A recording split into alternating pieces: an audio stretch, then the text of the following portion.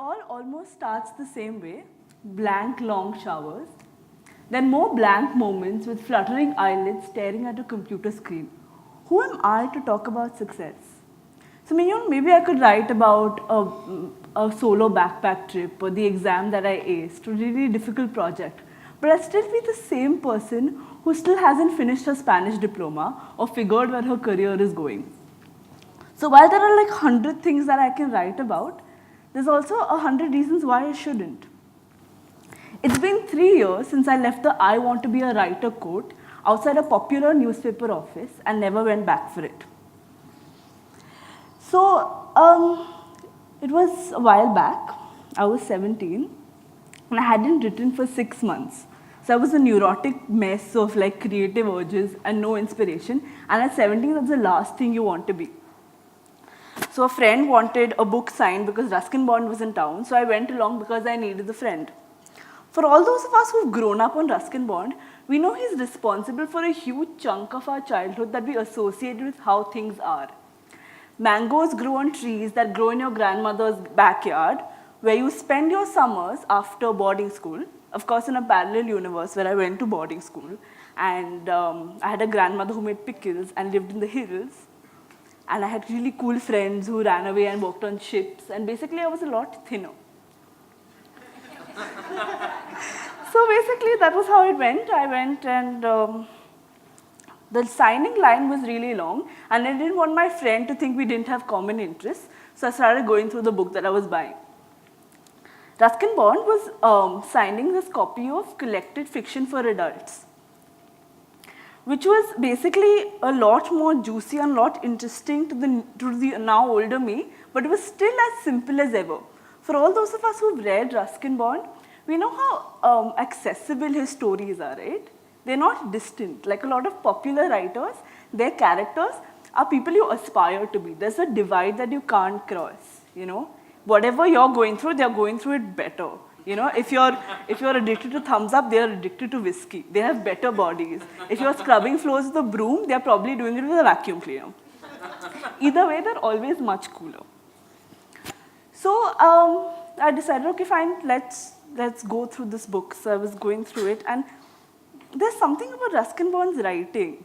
It's like these characters and you are going through the story together. So I had decided only to skim through the book and not really read it, but I couldn't help myself. And I finished the book and I went home and read all that I had read about Ruskin Bond. And I remembered why I fell in love with him. And I also found the courage to write again.